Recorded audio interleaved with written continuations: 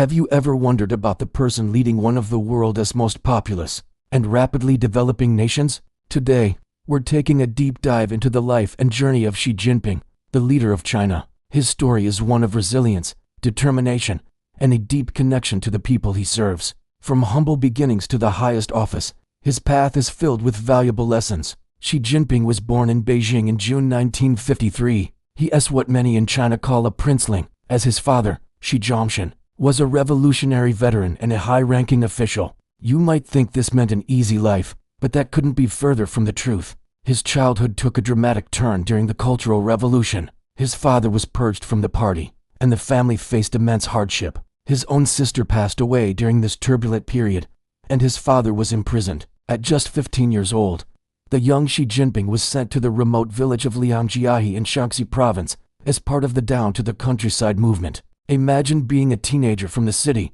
suddenly thrown into a life of hard manual labor in a poor, rural community. He lived in a simple cave dwelling, worked in the fields, and faced the daily struggles of peasant life. This wasn't for a month or a year. He spent 7 years there. These years were incredibly formative. He has often spoken about how this experience shaped his perspective. He learned firsthand about the struggles of ordinary people, the importance of hard work, and the value of community. He wasn't just surviving, he was actively trying to make a difference. He helped the village build a methane digester to provide cooking gas, a significant improvement for the residents. He also organized a youth league and earned the respect of the local villagers, who eventually elected him as their party secretary. This period taught him a profound lesson. To understand the people, you must live among them. It forged a bond with the grassroots that would become a cornerstone of his political philosophy. He wasn't an outsider looking in. He was one of them, sharing their hopes and their hardships. After those 7 years, his journey back into the political mainstream began. It was a slow and steady climb. He was initially denied entry into the Communist Party multiple times due to his family's political situation, but he persevered. Finally, in 1974, he was accepted. He then went on to study chemical engineering at the prestigious Tsinghua University in Beijing. Upon graduating, he didn't immediately jump into a high-profile position in the capital. Instead, he chose to build his career from the ground up, starting in the provinces. This is a key part of his story. He took on roles in Hebei, then moved to Fujian province, where he spent 17 years. Fujian is right across the strait from Taiwan, a region with a dynamic economy and unique challenges. During his time in Fujian, he gained a reputation as a pragmatic and forward-thinking administrator. He was focused on economic development, attracting foreign investment, and improving infrastructure.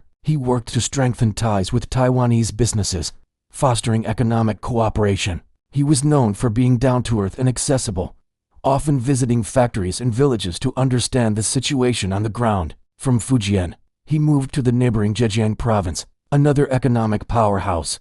There, he continued his focus on private enterprise and innovation, championing what became known as the Zhejiang model. This model emphasized the importance of a market-driven economy, supported by an efficient and clean government. He was a pioneer in environmental protection as well, famously stating that lucid waters and lush mountains are invaluable assets. This was long before environmentalism became a mainstream global topic. His career took another significant step when he was appointed party secretary of Shanghai in 2007. Though his tenure was brief, it was a critical post, putting him in charge of China's financial hub. This move solidified his position as a rising star in the national leadership.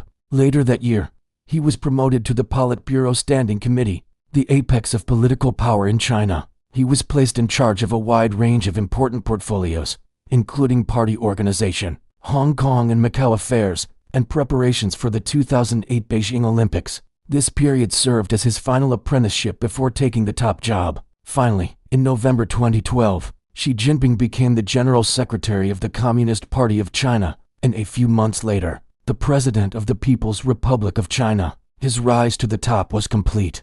But for him, it was just the beginning of a new chapter. Upon taking office, he laid out his vision for the nation, encapsulated in the idea of the Chinese dream. The Chinese dream is about the great rejuvenation of the Chinese nation. It's a vision of national prosperity, collective effort, and personal happiness for the Chinese people. It has two main goals: to build a moderately prosperous society in all respects by 2021, the centenary of the Communist Party, and to build a modern socialist country that is prosperous, strong, democratic, culturally advanced, and harmonious by 2049, the centenary of the People's Republic. One of his most significant initiatives has been the comprehensive anti-corruption campaign. He described it as a fight against both tigers and flies, meaning it would target high-ranking officials as well as local civil servants. This campaign has been sweeping and has had a profound impact on the political landscape, aiming to restore public trust and ensure cleaner governance. Another key policy is poverty alleviation.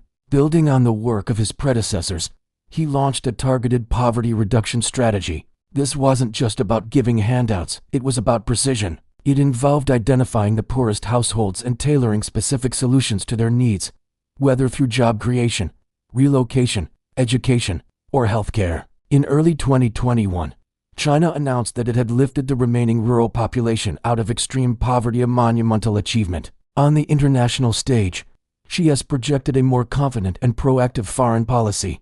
The Belt and Road Initiative is a prime example. This ambitious global infrastructure development strategy aims to connect Asia with Africa and Europe via land and maritime networks. It's about creating new trade routes, fostering economic integration, and promoting shared development across dozens of countries. He has also been a vocal proponent of global cooperation on issues like climate change and public health, advocating for multilateralism and a community with a shared future for mankind. So, what lessons can we draw from his life? First, the power of resilience. From the hardships of his youth to the complexities of governing a nation, his journey shows that setbacks can be sources of strength and understanding. Second, the importance of staying connected to the people. His 7 years in a rural village gave him a perspective that few leaders possess. It taught him that policy must be rooted in the real-life needs and aspiration of ordinary citizens. Third, the value of a long-term vision. The Chinese dream isn't a short-term plan. It's a multi-decade national project. This highlights the importance of setting ambitious goals and working steadily towards them, step by step. And finally, a commitment to practical problem solving. Whether it was building a methane digester in a small village or spearheading a national anti-poverty campaign, his approach has often been characterized by pragmatism and a focus on tangible results. The story of Xi Jinping is still being written, but looking at his path so far, we see a journey defined by perseverance, a deep connection to his country's grassroots, and a bold vision for its future. It is a story of a boy from a privileged but troubled family who went to the countryside, learned from the people, and climbed to the highest position of leadership, aiming to lead his nation to what he calls its great rejuvenation. Thank you so much for joining me on this deep dive. I hope you found it insightful. If you enjoyed this video, please give it a thumbs up, and don't forget to subscribe and hit that notification bell so you won't miss our next exploration into the lives of influential world figures. See you in the next one.